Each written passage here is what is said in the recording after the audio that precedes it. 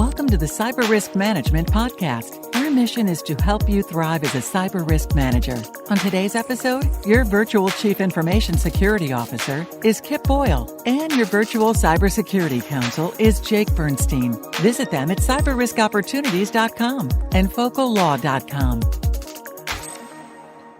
So, Kip, what are we going to talk about today? Hey, Jake, we're going to look at the latest version of the Verizon Data Breach Investigations Report. This is the 2020 edition, and what I want to do is check it out and see what can we learn from this mountain of data.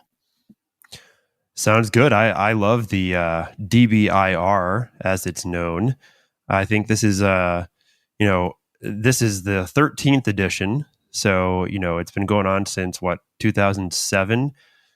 And, it's disturbing to me that 2007 is 13 years ago. But nonetheless, this is pretty, I remember reading this for the first time, probably in 2014 or 15, and just really being blown away by all the information that they had. Also, I had no idea that Verizon did this kind of stuff. So if anyone's wondering, that is Verizon does run their own kind of forensics investigatory unit, and that's what we're talking about. It's quite the non sequitur, which is my word of the day, non sequitur. And I remember when it first came out, I remember reading the first one and also being blown away, because that was what everybody was complaining about, was where is the data? How can we make decisions if we don't have data? And somebody at Verizon went, oh, we have data. Let us crunch it for you and let us share it with you for free. I mean, this is an amazing act of generosity, if you ask me. Oh, it really is. Yeah.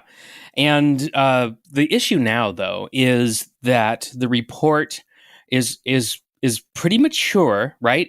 It's a 13-year-old report. It's entering its adolescence, but it's much better than the first ones. But still, it can be impenetrable to people who are not used to it. It has its own sort of pattern and rhythm and style, and it can be difficult to decipher. It's 119 pages this year, and it has a ton of technical jargon. So I thought it would be nice if we could tease out some of the most interesting and useful information, share it with the audience, and then wrap up with kind of like, so what? Like, what does this mean? I mean, it's certainly interesting. It's fascinating. I mean, the data analyzed is bigger than ever. Like, every year they seem to have more data. This report has almost 4,000 confirmed cybersecurity data breaches, and those were culled from over, check this out, 157,000 data security incidents worldwide. So it's not North America, restricted. This is from everywhere. And so whoever you are in our audience, wherever you happen to be, and we know that we've got international listeners, there is something in this report for you. I can just about guarantee it. Yeah, and this newest version of it is really great, because right away on page 4, they provide the DBIR cheat sheet, which I think is just really helpful. And it's this is a really impressive thing that Verizon is doing. By the way, this is not a sponsored show. Verizon has not paid a dime for this. No, we just admire their report. We just admire this report, and I think it's really great, because they also, one of the things they've also given away is the VERIS, which is the vocabulary for event recording and incident sharing, and that's talked about in the cheat sheet as well. So, right, Kip, how does one download this? Well, so you do have to give them your email address, unless you've got some really good Google kung fu, and it's possible to find it without giving them your email address. But I'll tell you what, I've given them my email address every year, and they have never abused that trust. Yeah, I agree with that. So just give them your email address, because I think what they're doing with that isn't marketing to us. What they're doing is showing their senior decision makers, look, we have a big audience. Look, people are paying attention to us. Continue to fund this. Because guess what? Verizon's paying, I've got to imagine they've got a big budget for this. And if they can't show that they've got an audience, they may lose that budget someday. So let's not do that, because this is a treasure. It absolutely is a treasure. It And is. one of the things that I love the most about it is I'm very interested in data visualization. I'm just one of those people. I love to see a picture. I love to see a chart, but it's got to be good, right? I don't want to see these cruddy three-dimensional monstrosities that I often see people making, because they just don't, they're starting out, right? I mean, it's just like beginner graphics. Those are kind of hard to look at. But what I love about this report is every year they put a ton of effort into data visualization, and they conduct a lot of experiments. They're always trying to figure out new ways of visualizing the data, which I commend them for. But I also have to say that there's been a couple of years where I don't understand what they're doing at all with their visualizations. And so I'm like, well, dang it, this is a year where I don't get it, and I'm just going to have to read the text. So, but I just want to commend them for being willing to take a risk and try to figure out new ways of helping us understand, because, as I said, it's an absolute mountain of data, and the jargon, Veris. And I mean, you have to have that when you're doing deep analysis. You cannot have muddled terms, right? You can't have that kind of ambiguity. So one of the biggest things that everybody has to understand to read this report is the following: all data breaches are incidents, but not all incidents are data breaches. So just keep that in mind, because the report goes back and forth with analyzing the data, and sometimes they'll say X% data breach or X% incident, and that's probably the thing that I think trips most people up, is trying to keep that straight in their mind. It does. And I think, as a lawyer, I love definitions, and because definitions are everything in the law. Well, you guys are like the ultimate wordsmiths, I think. Well, it's true. And in a way, it's kind of like, programming or math, but with words. We will often set up equations and variables and statements. Incident means this, breach means this. You see a lot of, for purposes of this paragraph, this word means that. But it's really important. And I think here for the DBIR, it's worth just quickly going over what it means. You accurately state that they are splitting everything into incident and breach. And an incident is a security event that compromises the integrity, confidentiality, or availability of an information asset. It's a bad thing. It's a bad thing. A breach is more specific. It is an incident that results in the confirmed disclosure, not just potential exposure, of data to an unauthorized party. So that's a really, really critical definitional idea for this. And one of the other things I just wanted to point out really fast is that you might think, oh my God, 119 pages of data breach investigations report. I will say that these guys who write this, they have a very witty, humorous, somewhat irreverent style, and it's actually fun to read. Like it is actually not that bad. One of these first footnotes is check new chart who dis, and it's that kind of light humor throughout that I think makes this such a treasure beyond just the data itself. It's actually entertaining, and they probably do that because let's be clear, it is ultimately a data breach investigation report that's 119 pages. So numbers, lots of numbers, yep. stats. We're going to share some of those stats with you today. So are you ready to dive in? Yeah, exactly. Let's dive in. Okay. So so many things caught my eye, and so let's just get a few of them out there. So here's something that I thought was notable: 70% of the data breaches in their data that they analyzed was caused by external actors, and 30% of the data breaches were caused by internal actors, and that's a shift. I think in the not too distant past, the mix was more like 50-50, but the external actors have absolutely pulled ahead. Yes, they certainly have, which is not really surprising. I don't think so. That lines up really well with the news headlines that I've been seeing, other reports that I've been reading, conversations with law enforcement, and so on. So I think that's I think that's a solid, believable statistic. I do want to point out one thing. Just because 70% is external, that still leaves 30%, 3 in 10 incidents as being caused or involving internal actors. That is honestly what's more surprising to me in some ways is that it is still that high. That means that there is an awful lot of potential, inside action going on, and that's a problem. It is a problem, and that's a management issue, pure and simple. So management has to be sure that they're screening the people who come to work for them to make sure that they're not bad actors from the beginning. And they need to make sure that they're offering a hospitable work environment, not a lounge, right? I'm not suggesting like workers should be, pampered and expected to do nothing, but a hostile work environment, or one that is very, very oppressive, I think is a breeding ground for bad actors, bad internal actors. But other things can happen too. Like, somebody could come to work for you, and then 5 years later, unbeknownst to you, they get a DUI, they get divorced, crushing legal fees, and other terrible, heavy financial burdens, and all of a sudden they're desperate. And so now they're looking, like, how can I raise cash? Can I sell some of this data that is lying around everywhere, where I work? I don't know. I mean, so people can change without you realizing it. And again, that's a management issue. How can you detect those things? In the Air Force, by the way, just to tell you, like, we have a 0 through 10 scale that we use when we do work, and 8 is like the mythical perfect security state that you can be in. And if you want to know what an 8 looks like, and maybe crossing over into 9 territory, which is too much security.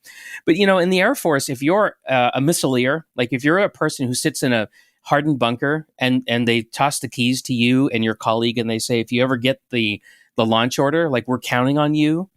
So those people go through a regular personnel reliability screen specifically designed to detect things like I just described. Now, I don't know if that's appropriate for your organization, but I just want to point out that if you need very high security, you may need to do something like that, some kind of like an annual credit check or something. I don't know. Think about it. Yep, very much so. So let's go ahead and take a look at what some of this information is. I mean, this thing is rich. It is so full of data. It's ridiculous. So continuing on the theme of 70% of the breaches were caused by external actors, organized cyber criminals caused 55% of all data breaches. And in this context, just to be clear, an organized criminal is really more like a nerd and less like, Tony Soprano or Scarface, which is to say that they have a process that they're following and they coordinate activities. Not that, you know what I mean? Like, do you see the difference? I mean, I know there's a digital Tony Soprano out there somewhere, but when we say organized crime in this report, we're just saying like, oh, they look like us. They go to work every day, right? They have a well lighted workspace with a benefits program and a payroll to meet, right? That makes sense. Yep, exactly. Well, and I think it's important too to point out that the 86% of breaches were financially motivated. So, we're talking the vast majority is about money. So let's be clear about that as well. Oh yeah. Yep. It's absolutely, absolutely about money. And that makes sense given that organized cyber criminals are causing 55% of all data breaches to begin with. Yeah. So what is this telling us? Well, it's confirming something that we've already been seeing, which is we've got this existential threat going on out in the world where highly organized people who are sitting down at their desk and saying, I want to steal money. Like, this is my profession and I want to do it systemically, and I want to do it using the internet and taking full advantage of every advantage that the internet will confer upon me. And one thing that I tell people when I'm trying to get them to understand this is I say, look, every technology that Jeff Bezos has that he uses to terrorize Walmart and to try to steal their lunch, well, the cyber criminals have all that too. And that's what they're using in order to steal from us. Yes. One thing I want to talk about right now, because I think it's really useful early on, is that we're looking at page 9 of the DBIR, and I really encourage people to take a look at what is labeled Figure 6, because what it does is it breaks down the action varieties involved in breaches over time. And the reason I'm bringing this up right now is that so if you look at the top 4 kind of actions this year, or actually, let's go back to the very beginning. So in 2015, when they are giving this kind of data, you had malware, social, which is phishing attacks, Trojan viruses, and then hacking, and then malware. Now, today in 2020, you still have phishing, and then use of hacking, which is what they call the use of stolen credentials, is second. But then you have misdelivery and misconfiguration, and those were both classified as errors. And let's think about that for a second. What that means is that two, or I should say, of the top 4 items, 2 of them are errors, are internal mistakes.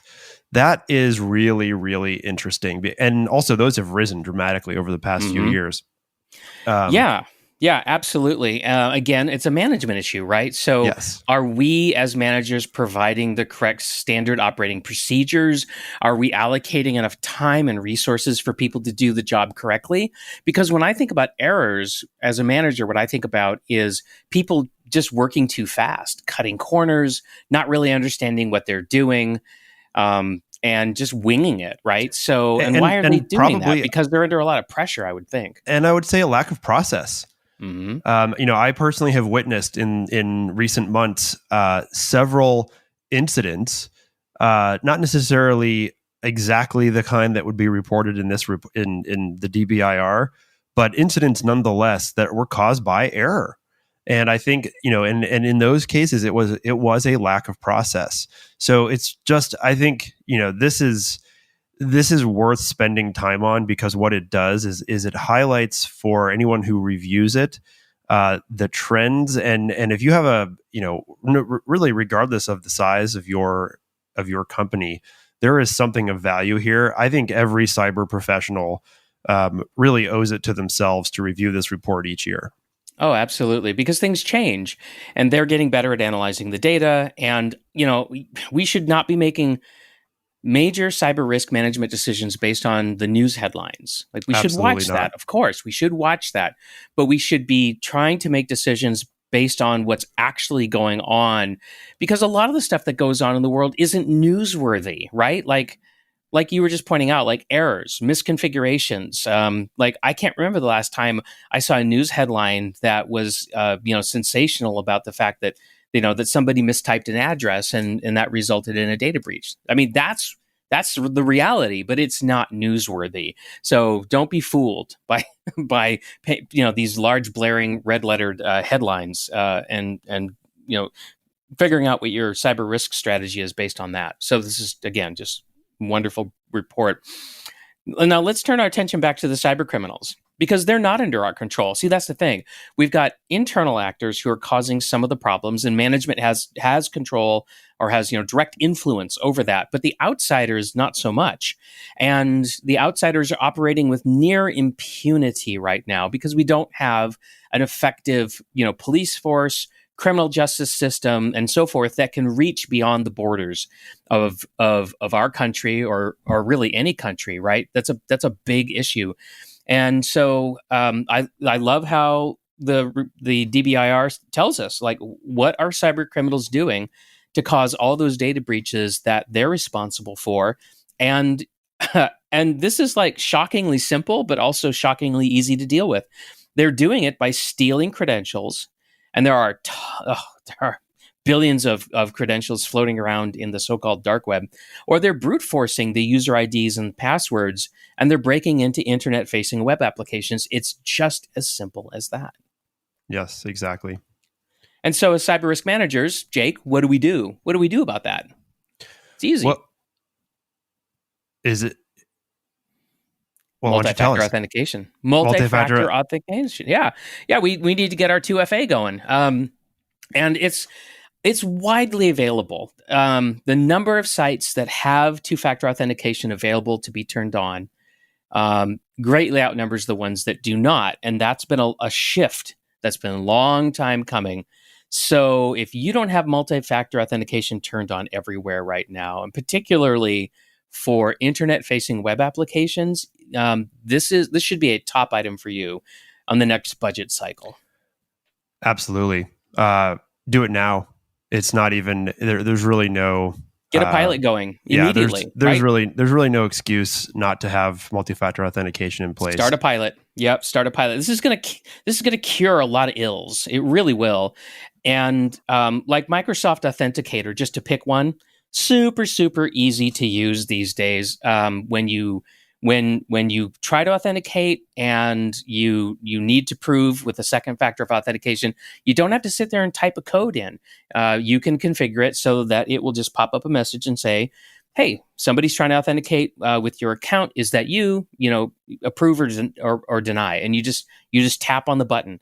Now there can be issues with that, like people getting prompted for a approve or deny, and not realizing that they weren't the ones who initiated that. So you could still get into trouble. But it's easy. I mean, these things are very easy to use these days. So get a pilot going right away.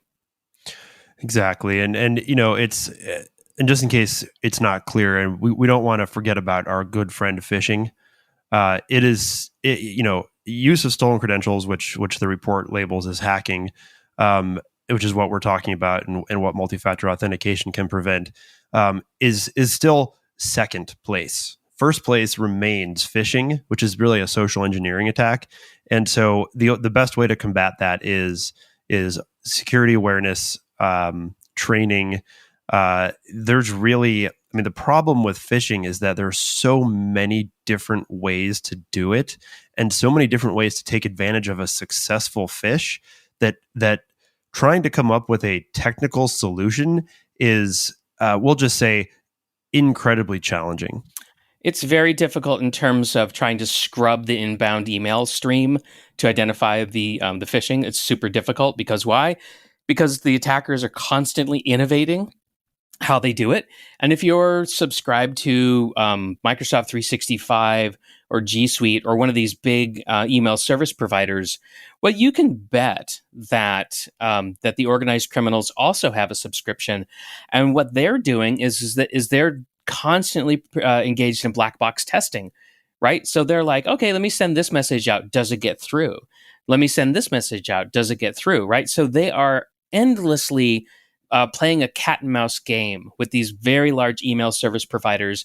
And it's inevitable, no matter how much you tighten down the screws on filtering your email, stuff's going to get through. I mean, they have every incentive, and they have all the money they need in order to black box test the heck out of this. So what we recommend to our customers is actually make clicking on a link in a phish irrelevant by implementing application whitelisting, because the goal of most phishing attacks is to land a piece of malicious code on your computer.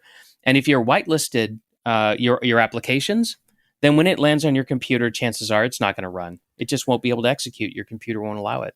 Well, and one thing, not to get into a host-to-host argument about this, but keep in mind too that it's, phishing is also to get credentials so that they can then hack.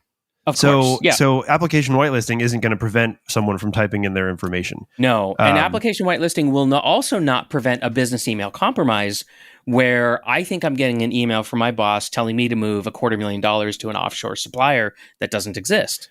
That's not going to help either. Nor will whitelisting prevent someone from legitimately logging in using stolen credentials. So right. There's a lot going on here, and I think with phishing, it's just important to continue to be aware of it. And one thing I think it's really interesting, in the distant past, Kip, I was as you know, a litigator who did more than my fair share of email litigation, mostly involving canned spam or California's anti-spam law. And a lot of the times I think people listen to the phishing discussion and they wonder, why is this so hard? Why can't people just not click on things, or why can't they just automate filtering better? And here's the thing. You know what? You could, for example, you could whitelist your email. Your recipients. Your recipients. Now, the problem with that is that means that you're never going to be able to get an email from someone you haven't emailed before. Right. It's too onerous. It's too onerous. It's not the way that email is really meant to work. But I will say this. And it's anti-human. It's anti-human too, in the sense that people are wired to connect. It is.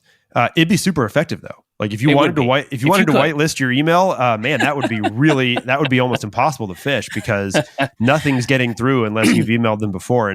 But it becomes a pain to administer, and frankly, Right. there's a lot of people that just a lot of industries where that's just impossible. Right. I mean, a lot of jobs too. So, like, if I'm a recruiter in the HR department, my job is to open up emails from people I've never seen before or never met, right? Yep. Because these are candidates, these are people new. If I'm in sales, my job is to open up emails that I've never seen before too. And there's lots of people who have to engage in this extremely risky behavior of opening up and click emails and clicking on stuff, and they deserve extra protection. So, if you, as a cyber risk manager, haven't given them that extra protection. Like maybe they should have application whitelisting on their computers to guard against the malicious code aspects of these attacks. And maybe they should get extra training to alert them to the possibility that a non-malicious code phishing attack is going to land in their lap. But just think about that, because that's where the risk is. That's where the battle is being fought. It is. And one thing that just occurred to me as we're talking about this right now is, probably a year ago, I'd get really excited when I would see an email come in where there was this nice like red banner that said, "This is from outside the organization." Uh-huh. And it might seem like, oh, this is incredible. Like, this is this great warning thing. Here's the problem though with that. It's a little bit like blinky light security, Kip, when you eventually tune that out, particularly, and this is what triggered that thought, particularly when your job involves email from outside the organization. You're not going to see that it. Banner all the time. You're going to ignore it. You're going to ignore it. And so, this is what makes security an ongoing problem and something that is so human. It's a very human problem. It's right. People are at the core of this. And, how do you trigger someone's, unless you try to create an entire workforce of absolute, paranoid type automatons. Yeah. Well, that doesn't work either. So, let's continue pushing on, because I think, we've talked for almost our entire episode, and we've gotten maybe 12 pages in. We may have to do a whole second follow-up episode. Yeah, that's entirely possible. In fact, so let's why don't we just skip to the bottom line on this report and start talking about, so what? Right? We could you and I could pitch statistics back and forth for hours on this, but let's give some folks in the audience some additional takeaways, right? So what are the things that you can be doing with this report and that you should be doing with this report? Let's do that. So one thing that you should be doing is, this is hard data, and you should be referencing these statistics in your budget requests. And one of the ways that you do that is, for example, we were just talking about phishing remaining the number one incident or number one action type. So what you do there is, here's a simple example would be, dear Mr. CFO, we need to renew our subscription to anti-phishing software X because, according to the Verizon DBIR 2020 edition, phishing remains the number one action involved with incidents and breaches. That is a very simple, almost lawyerly way of arguing in your budget request, and it's really super helpful. Yeah. So don't go to them and just say, well, I just know this is a problem. Get into the DBIR. They even make this so easy for us.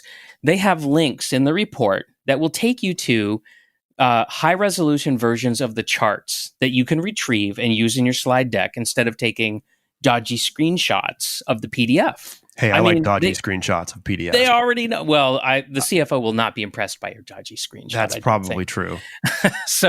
And they give this away. Let's be clear. Just remember, they're giving this away. I mean, this is a really, you called it a treasure. Just want to make sure that everyone understands how much of a treasure it is and why. Yeah, it is. Now, what they continue to get better at too, by the way, and this is another takeaway for the audience, is the data is sliced and diced not just by how people are attacking us, who are they attacking and that sort of business.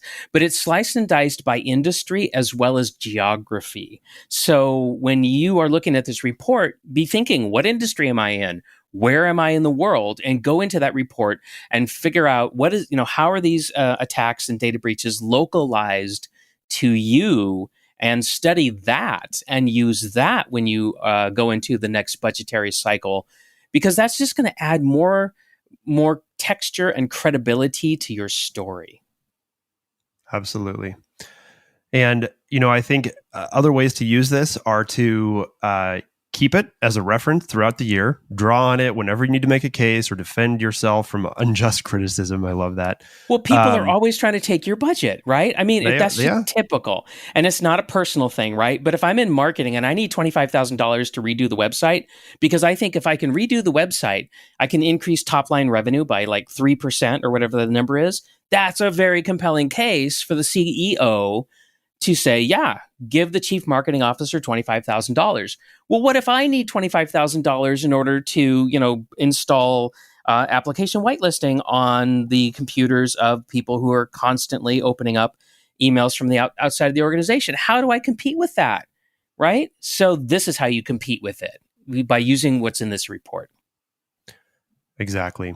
And I think another thing to do, another way to use it is if you can use the Veris framework, which is what we talked about. It's their the common attack framework, the kind of definitions and language used, that will actually allow you to make even more use of this. I think it'll be really, really helpful. As long as you don't overdo it.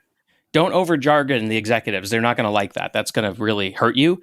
But to the extent that it helps you be more articulate, do it. By the way, there's a psychological effect. It's a very base human trait that I want you to be clear about, which is people are way more averse to loss than they are attracted by gain.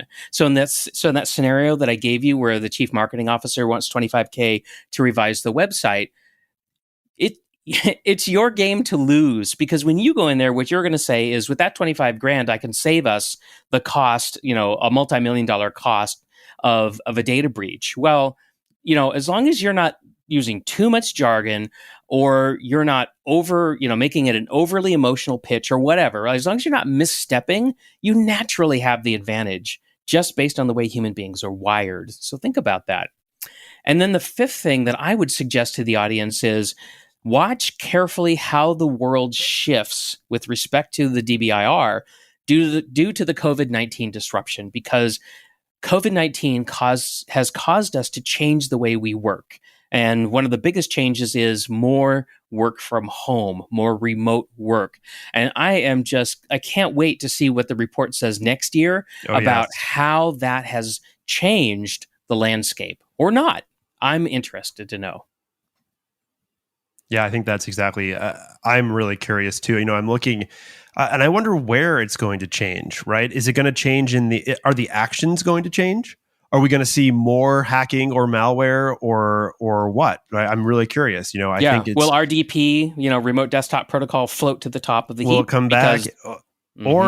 Or and here's my prediction. I think what we're going to see change is actually the breakdown by industry, because I think what's going to happen here is that.